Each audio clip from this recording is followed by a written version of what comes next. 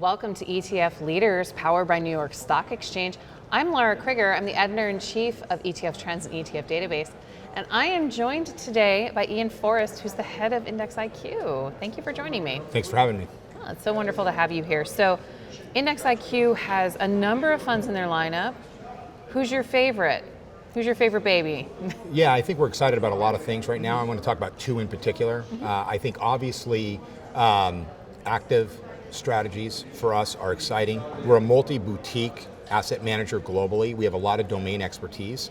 The ability to bring those strategies to investors in a tax-efficient wrapper like an ETF is exciting to us. So the active strategy is very, very interesting. I'm also excited about our thematic lineup. I think thematic investing is allowing investors access to some of the most interesting, challenging themes impacting our world. Whether that's decarbonization, whether that's food security, whether that's space, clean energy. Investors now have new ways to reach these trends in very unique ways. And so we have a great set of thematic products. The dual impact franchise for us is exciting. These are strategies that allow investors to access to great themes like heart disease, well-being, clean energy, and it gives something back to the communities in which they live and serve.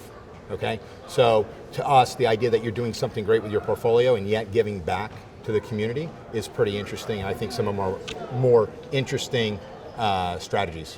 Well, let's drill into that a little bit more. ESG is very top of mind.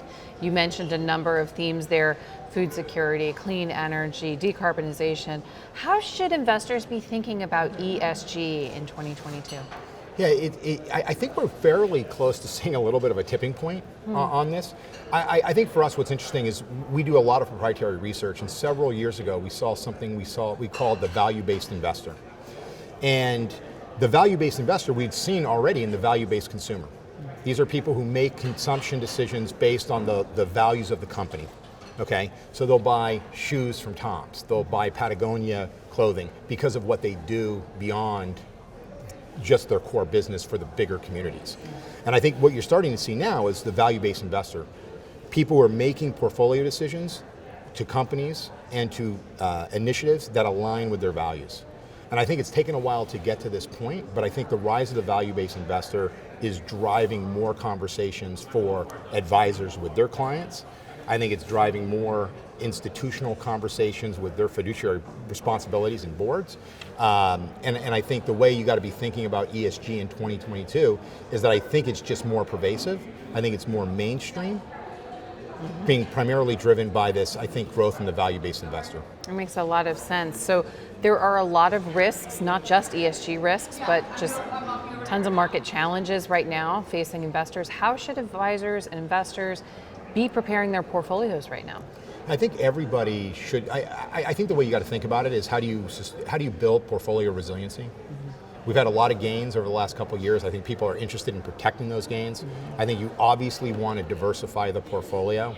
You want to build a more all-weather type of portfolio that can sustain macroeconomic shocks, monetary policy changes. We have geopolitical issues with Russia and Ukraine, and you want to be able to insulate all of those particular things. And so I think more generally, this idea of resiliency, we may not use that word, but I think that is what is top of mind. And I think we've moved beyond this kind of risk on, risk off type of model to where more and more, I think you're going to be looking for uncorrelated returns. Alternatives are going to matter more. I just think generally, the smartest investors are looking at a more resilient kind of blueprint in asset allocation. Makes a lot of sense. Thank you so much for joining me today, Ian. And thank you for watching. This has been ETF Leaders, powered by New York Stock Exchange, and we will see you again next time.